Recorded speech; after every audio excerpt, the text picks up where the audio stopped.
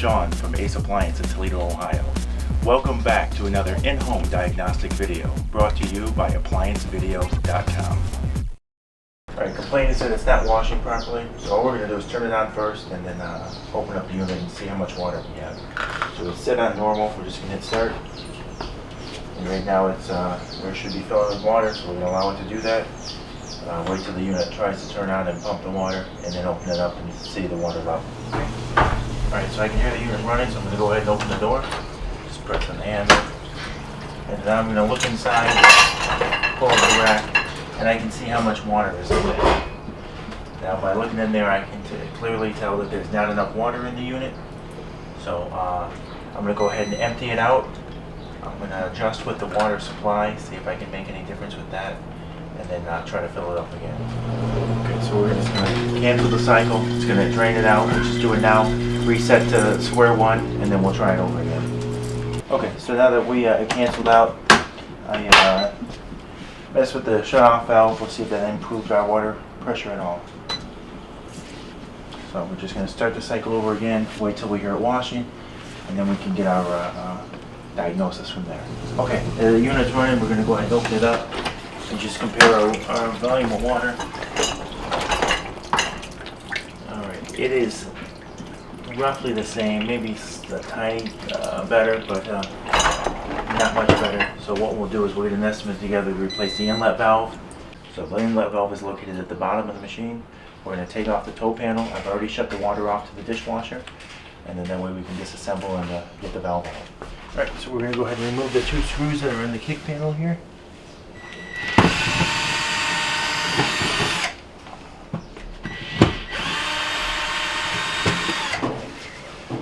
Got that out, we can take the kick panel out, set it to the side. Alright. And down here our valve is on the left hand side, so I'm going to go ahead and unmount that.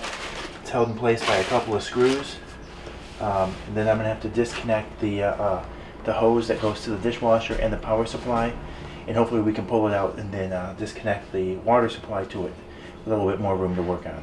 Alright, there's another panel down here that we're going to remove because we have to be able to get it off in order to get to the screws that mount the inlet valve. So I'm going to start taking that off.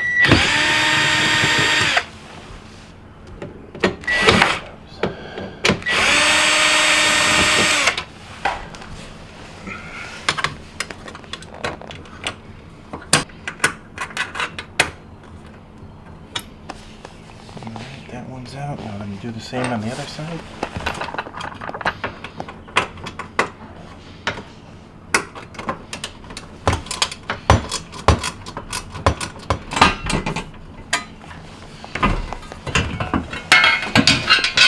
We got our extra kick panel off. Now we can see our inlet valve, which is located right here.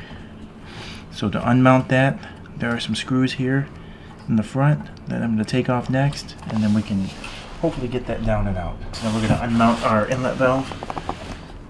There are two screws that hold it in place.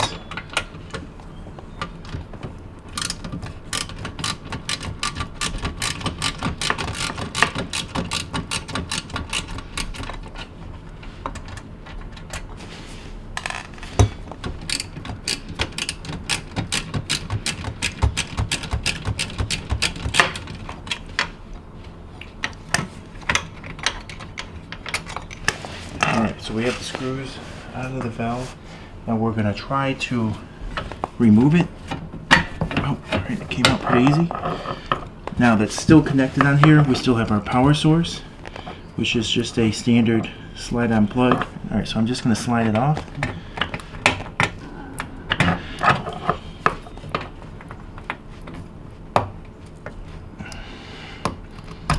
So we got that off.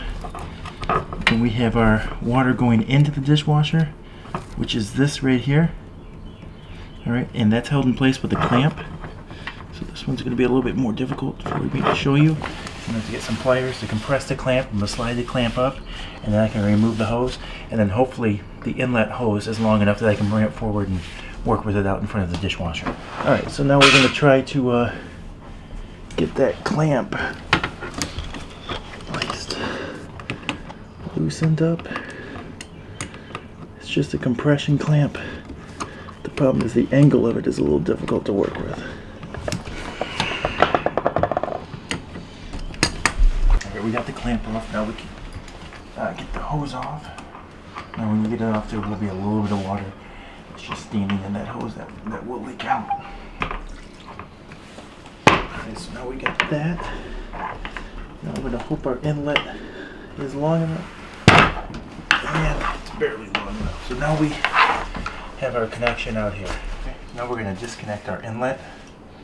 So I got my small crescent wrench here.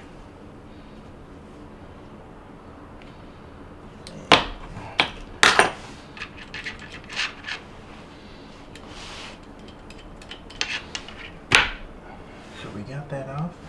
There's our inlet valve here. We're going to need this little elbow. So we're going to take that off as well when we go to mount it on our new valve. Okay, so what I want to remove this here, and what I'm going to pay attention to is the direction that it points, just so it's easier when I go to hook it up. So it's pointing straight, we'll call this the back, it's pointing straight back, so that way when I put it on the new one, I can get it in the exact same way. So I use my big crescent wrench and my channel locks, and that way I can get a little bit more torque on there. So we got this coming off.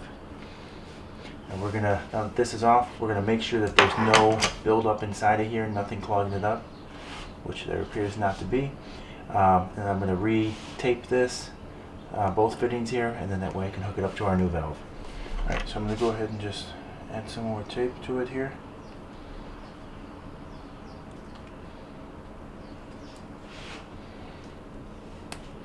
And I'm gonna do the same thing to the other side. Now there's really no need for me to do this side because this is a compression fitting. But I just like to do it that way. I don't have any leaks. Yeah, with the such cost on this, I should probably not waste as much. But all right, so we got it's all taped up. And I'm gonna grab my new valve. Okay, so we want this to point towards the back, is what I called it, and just gonna start threading it in so it won't turn. And then we're going to use our channel locks to hold and crescent wrench. And then we're going to get it in there nice and tight, almost right there. That's almost exactly where we found it. So we got that hooked up. Now we're going to do everything in reverse order. We're going to hook up our water supply. We're going to hook up our inlet hose here with the clamp. And then put our electrical supply on, and we can go ahead and mount with the 2 screws, put on our plate, and then put on our toe panel. Okay, so we're going to hook up our water supply.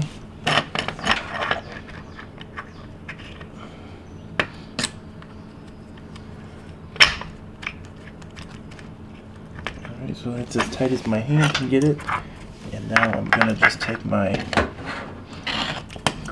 crescent wrench and then tighten it the remaining way. Alright, that's tight. What I'm going to do before I put it in there, I'm going to go ahead and turn on my water supply and verify that I don't have any leaks. Okay, so we have our water supply on, and obviously you can see at our fitting here there's no water coming, so we don't have any leaks. So I'm going to go ahead and install our inlet hose with the clamp, and then connect our electrical and mount the valve. Feed my valve back, get it as close as I can to the that hose. Okay, so we hooked up our water supply, hooked up our inlet hose with the clamp, put on our wiring connection, and then now we got the valve in position to be mounted with the 2 screws we took out earlier. So that's what we're going to do now.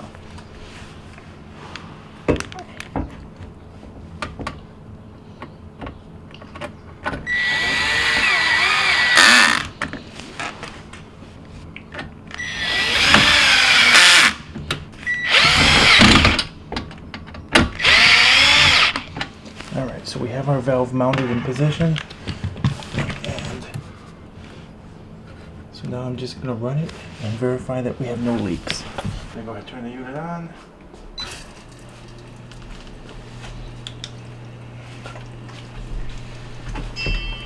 Alright, so now we're going to put on our two bottom panels.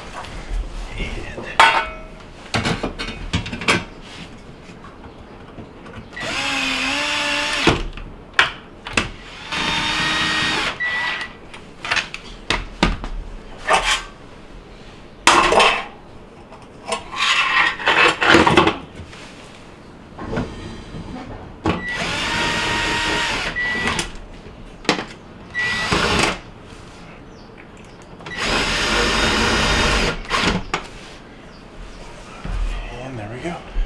Thank you for watching another quality in-home diagnostic video brought to you by ApplianceVideo.com.